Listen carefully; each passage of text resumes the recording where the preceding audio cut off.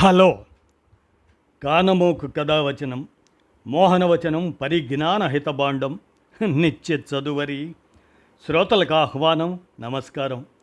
చదవదగునెవరు రాసిన తదుపరి చదివిన వెంటనే మరొక పలువురికి వినిపింపబూనిన అది ఏ పరిజ్ఞాన హితబాండమవు పో మహిళ మోహనవచనమై విరాజిల్లు. పరిజ్ఞాన హితబాండం లక్ష్యం ప్రతివారీ సమాచార హక్కు. ఆ స్ఫూర్తితోనే ఇప్పుడు ప్రొఫెసర్ వి శ్రీనివాస చక్రవర్తి విరచిత అంశంగా ఆర్టిఫిషియల్ ఇంటెలిజెన్స్ రోడ్ హెడ్ అనేటువంటి అంశాన్ని మన కానమోకు కథావచన శ్రోతలకు మీ కానమోకు స్వరంలో ఇప్పుడు వినిపిస్తాను, వినండి. Artificial intelligence road ahead. ఇక వినండి ఈ అంశాన్ని. కొన్ని దశాబ్దాల క్రితం కంప్యూటర్ల వాడకమే అరుదు. అప్పట్లో మైక్రోసాఫ్ట్ సహ వ్యవస్థాపకుడు బిల్ గేట్స్ ఒక పుస్తకం రాశారు. దాని పేరు రోడ్ అహెడ్. మన జీవితాన్ని కంప్యూటర్లు ఎలా మార్చబోతున్నాయో ఊహించి అందులో రాశారు. ఆ ఆలోచనలన్నీ ఆనాడు కొంత అవాస్తవికంగా అనిపించాయి, కానీ ఇప్పుడు అవి రోజువారీ జీవితంలో కలగలిసిపోయాయి. మన జీవన విధానాన్ని కంప్యూటర్లు పూర్తి స్థాయిలో ప్రభావితం చేస్తున్నాయి. ఇప్పుడు ఆర్టిఫిషియల్ ఇంటెలిజెన్స్ రంగ ప్రవేశంతో పరిస్థితులు ఇంకా వేగంగా మారుతున్నాయి.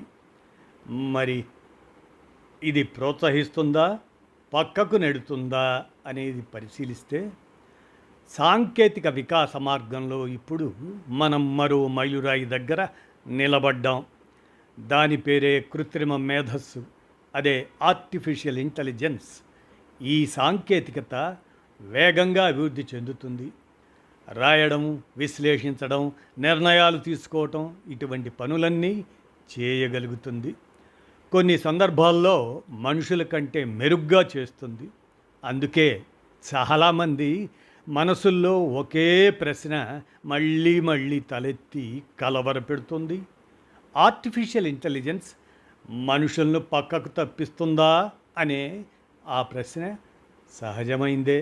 అయితే మనం ప్రశ్నించుకోవాల్సింది ఆర్టిఫిషియల్ ఇంటెలిజెన్స్ మన స్థానాన్ని తీసేసుకుంటుందా అని కాదు. ఆర్టిఫిషియల్ ఇంటెలిజెన్స్తో మనం ఎలా మారగలం, ఎలా ఎదగగలం అనే దిశగా ఆలోచించాలి. సామర్థ్యాలను మెరుగుపరిచే ఆర్టిఫిషియల్ ఇంటెలిజెన్స్ అనుకోవాలి. మనిషి తన గురించి అర్థం చేసుకునే విధానం చాలా కాలంగా ఒకే విధంగా ఉంటూ వస్తుంది. మనం మెదడులోని భాగాలకు పేర్లు పెట్టాం, వాటి పనులను వివరిస్తాం, రోగాలను వర్గీకరిస్తాం.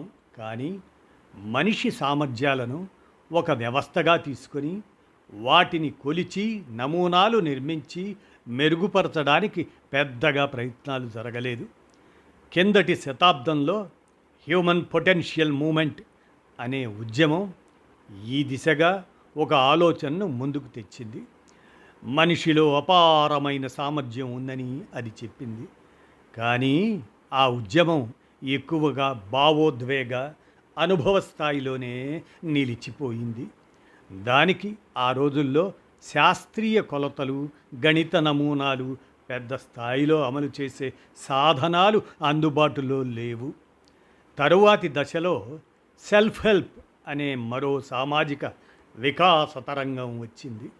Success science, habits, mind set ఇటువంటి పదాలు ప్రజల్లో విస్తరించాయి. లక్షల మంది ఈ ఆలోచనలను ఆహ్వానించారు.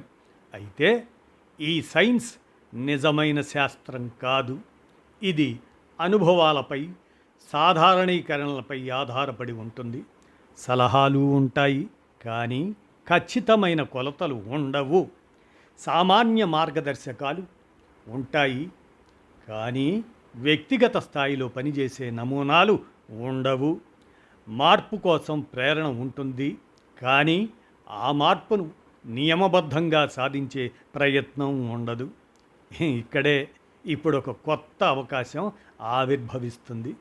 Neuro science, computational neuroscience, artificial intelligence, neurotechnology, ఈ నాలుగు కలిసినప్పుడు మనిషి సామర్థ్యాన్ని పూర్తిగా కొత్త కోణంలో చూడగలుగుతున్నాం. మన ప్రవర్తనను నిరంతరం కొలవగలుగుతున్నాం. ఆ డేటా ఆధారంగా నమూనాలను నిర్మించగలుగుతున్నాం. అంటే మనిషి సామర్థ్యం ఒక అస్పష్టమైన ఆలోచన కాదు, అదొక వ్యవస్థగా మారుతుంది. ఇది ఎలా ఉండబోతుందో ఊహించుకోవటం కష్టం కాదు. పక్షవాతం తర్వాత కోలుకుంటున్న ఒక రోగి తన కదలికలను నిరంతరం కొలుస్తూ అవసరానికి అనుగుణంగా మారే థెరపీతో ముందుకు సాగుతాడు. గణితం నేర్చుకోవడంలో ఇబ్బంది పడుతున్న ఒక విద్యార్థి ఎక్కడ తప్పు జరుగుతుందో ఖచ్చితంగా గుర్తించే ఒక వ్యక్తిగత మార్గదర్శకంతో నేర్చుకుంటాడు. ఒక కొత్త భాష నేర్చుకునే వ్యక్తి తన మాట తీరు, వేగం, ఉచ్చారణలను విశ్లేషిస్తూ తక్కువ సమయంలోనే రాణిస్తాడు. ఒక కుటుంబంలోని సభ్యులు ఒకరినొకరు బాగా అర్థం చేసుకోవడానికి తమ ప్రవర్తనలోని లొసుగులను గమనిస్తూ ఆత్మవిమర్శ చేసుకుంటూ సంబంధాలను మెరుగుపరుచుకుంటారు. ఇలాంటి ప్రపంచంలో ఆర్టిఫిషియల్ ఇంటెలిజెన్స్ మన స్థానాన్ని తీసేసుకోదు. అది మనకు అద్దంలా పనిచేస్తుంది. మన అంతరంగాన్ని ప్రదర్శిస్తుంది. మన ప్రవర్తనను అర్థం చేసుకునేలా చేస్తుంది. మార్గదర్శిగా ఉంటుంది. మన సామర్థ్యాలను మెరుగుపరచడంలో సహాయపడుతుంది. మరి అభివృద్ధికి ఉపయోగిస్తే దీన్ని ఆర్టిఫిషియల్ ఇంటెలిజెన్స్ మనకంటే మెరుగ్గా పనిచేస్తుందా అన్నది ప్రశ్న కాదు.